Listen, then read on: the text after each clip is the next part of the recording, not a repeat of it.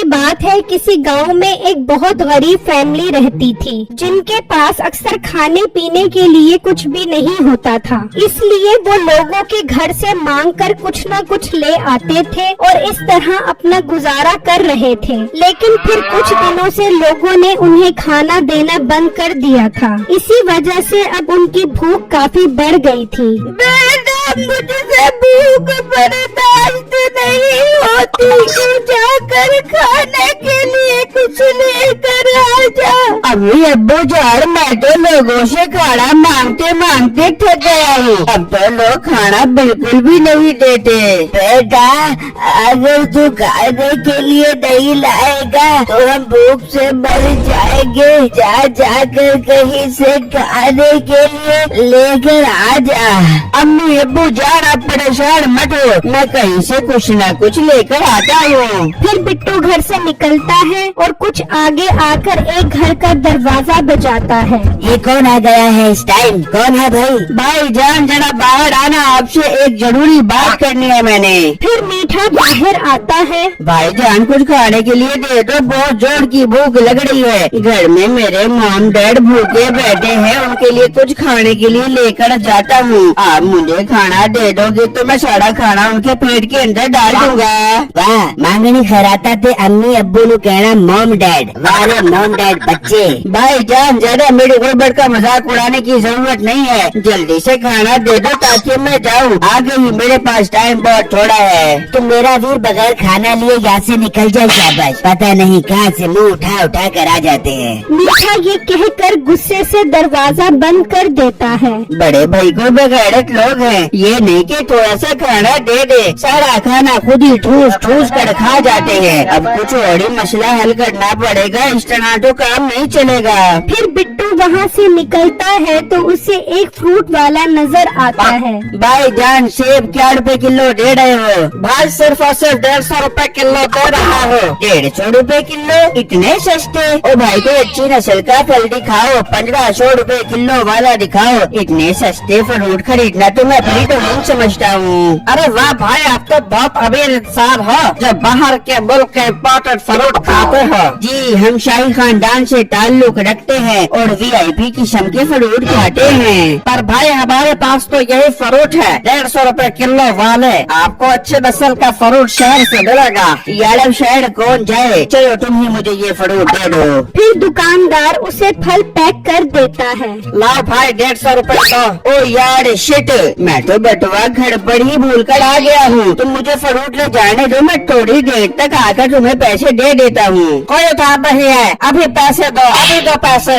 बिट्टू उसकी एक नहीं सुनता और फ्रूट लेकर भाग जाता है। ओ बेटा, मेरा फल लेकर भाग गया, इसको पकड़ो, पकड़ो इसको। बिट्टू फल लेकर घर जा रहा होता है कि उसे रास्ते में मीठा मिल जाता है। ये क्या, तू फिर मेरे सामने आ गया? तो तू टलेगा कि नहीं? बार बार मेरे सामने आकर मेरा दिन खराब कर देता है। पहले मुझे मेरी माँ से मार पड़वाई, अब फिर मेरे सामने आ गया है। अब पता नहीं मुझे किस किस से लिखकर पड़ेंगे। ओए मीठे पतली पौनी वाले, चल जाकर अपना काम कर। मैं तेरा दिन खराब कर रहा हूँ या तू मेरा दिन खराब कर रहा है? अच्छा भला सेब लेकर घर जा रहा हूँ, पता नहीं कहाँ कहाँ से मुँह उठा कर आ जाते हैं लोग। फिर बिट्टू वो फल लेकर घर चला जाता है और मीठा अपना काम करने के लिए निकल जाता है। तो कुछ आगे आकर देखता है कि एक बाबा डंडा लेकर बैठा होता है। तो बाबा कर रहा कर दी बेट, जल्दी से मेरे सामने आता मुर्गी का लेग पीस। ये मंत्र पढ़ते ही उस बाबे के सामने मुर्गी का पीस आ जाता है। मीठा ये देखकर हैरान रह जाता है। अरे यार, ये तो जादुई डंडा है, मतलब इस डंडे से कुछ भी हासिल कर सकते हैं। अगर ये डंडा मेरे पास आ जाए तो मैं इससे अपनी मोहब्बत नसीबे कैंची को हासिल कर लूंगा। मैं अभी बाबा जी के पास जाता हूँ। फिर मीठा दरख्त के पीछे से निकलकर बाबे के पास पास जाता है। बाबा जी आप मेरे मसीहा हो, आप ही मेरे अब्बू हो, आप ही मेरी अम्मी हो। ये तू क्या बाबा के साथ बस के बाजियां कर रहा है? सही बता, क्या काम है तुझे? बाबा जी मैंने देख लिया है, आप बहुत महान जादूगर हो। आपके पास ये जादुई डंडा है। बाबा जी ये डंडा मेरी मशूक के अब्बू को बंदा बना सकता है। मेरी मदद करो बाबा जी। बोल बेटा बोल, कैसी मदद करूं मैं तेरी? बाबा जी मैं जिससे प्यार करता हूँ उसका बाप शादी के लिए नहीं मान रहा। बस एक छोटा सा काम कर दो बाबा जी, मुझे दुनिया का अमीर तरीन इंसान बना दो ताकि उसका बाप शादी के लिए राजी हो जाए। वाह वाह वाह वाह वाह, इतना छोटा काम। इस डंडे के लिए कोई मसला नहीं है मीर करना। ये डंडा तो हर तरह का जादू कर सकता है। ये देख। फिर बाबा मंत्र पढ़ता है। बकरी देती है बच्चे, बच्चे तो सारे बकरे। ऐ जादुई डंडे चेंज कर दो इसके कपड़े। ये मंत्र पढ़ते ही मीठे के कपड़े तब्दील हो जाते हैं। तो बाबा जी ये आपने मुझे कैसे कपड़े पहना दिए हैं? इन्हें तब्दील कर दो वरना मेरी नाक कट जाएगी। ओ बेटा मैंने तुझे दिखाने के लिए जादू किया है ताकि तुझे पता लग जाए कि ये डंडा कितना नायाब है। फिर बाबा जादू करके मीठे के कपड़े वापस तब्दील करते हैं और मीठा उसकी मिन्नत करने लग जाता है कि वो उसे ये डंडा एक दिन के लिए दे दे। ठीक है मैं तुझे एक दिन के लिए डंडा देता हूँ, लेकिन मुझे कल शाम तक वापस कर दी। ठीक है मेरे प्यारे बाबा जानी, मैं वादा करता हूँ आपको शाम तक ये डंडा वापस कर दूंगा। फिर मीठा उस बाबा जी से वो जादुई डंडा ले लेता है और वापस चला जाता है और एक जगह बैठकर आते जाते लोगों को तंग करता है। ओ आंटी आपके पीछे लोमड़ी जो दुम लगी हुई है। झूठ बोलता है, मेरे पीछे तुम कहाँ से आ गई? अच्छा यकीन नहीं आ रहा तो ये देखो, पैसे जो उधार लेता है वो हो जाता है गुम। ऐ जादुई डंडे जल्दी से लगा दे इस आंटी के पीछे लोमड़ी की दुम।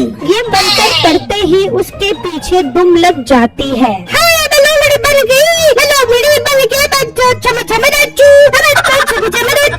फिर एक आदमी आता है तो मीठा जादू करके उसके कपड़े उतार देता है और इस तरह लोगों को तंग करते हैं। काफी टाइम गुजर जाता है तो बिट्टू का गुजर वहाँ से होता है। ओए मोटे कहाँ लोगों से भीख मांगने जा रहा है? अब मीठे अपने काम से काम रख, मुझे तंग परेशान मत किया कर। अच्छा मीठे साहब के आगे जबान चलाता है, तुझे मैं अभी बताता हूँ। मैं घर से बाहर निकला तो खुला रह गया गेट। ऐ जादुई डंडे लगा दे इस मोटे का बहुत बड़ा पेट। ये जादू करते ही बिट्टू का पेट बहुत बड़ा हो जाता है। मीठे भाई ये तुमने मेरे पेट के साथ क्या कर दिया है? मेरा पेट ठीक करो, पहले ही मेरे घर में खाने के वादे हैं। मैं इस मोटे पेट में कोड़मे की डेगी कहाँ से डालूंगा?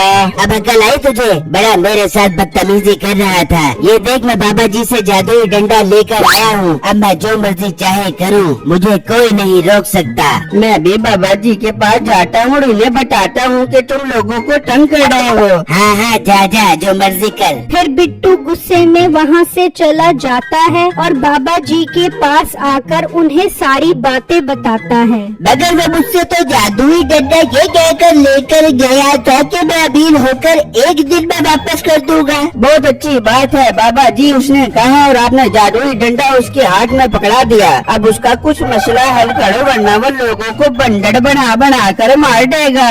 इसका तो अभी मैं मसला हल करता हूँ, तुम फिक्र मत करो। बस तुम किसी तरह ये डंडा उस डंडे से तब्दील करो, फिर देखना क्या कमाल होता है और वो डंडा मुझे वापस ला दो। ठीक है बाबा जी, मैं कोशिश करता हूँ ये डंडा उस डंडे से तब्दील करने की। फिर बिट्टू वो डंडा लेकर वहाँ से चला जाता है तो मीठा अपने घर में बैठा नसीबो कैंची से बातें कर रहा होता है। तो मुझे कितने ताने देती थी ना, अब मैं बहुत अमीर इंसान बन गया हूँ। मेरे हाथ में एक ऐसी चीज लग गई है जिससे मैं अमीर कबीर हो जाऊंगा। मिठे तो अमीर कबीर तो हो जाएगा, लेकिन मेरे बाप को तेरा बूथा ही पसंद नहीं है। तू कोशिश कर अपना बूथा ही तब्दील करवा ले। बाबा जी और मेरी होने वाली बेगम, मैं जो चाहूँ कर सकता हूँ। बस मैं आ रहा हूँ शाम में तेरे बाप से मिलने के लिए। अच्छा तो यहाँ पर मशूक से मिलने की तैयारियाँ हो रही हैं। तेरी तो मैं तबीयत ठीक करता हूँ। फिर बिट्टू वहाँ से डंडा उठाकर उसकी जगह दूसरा डंडा रख देता है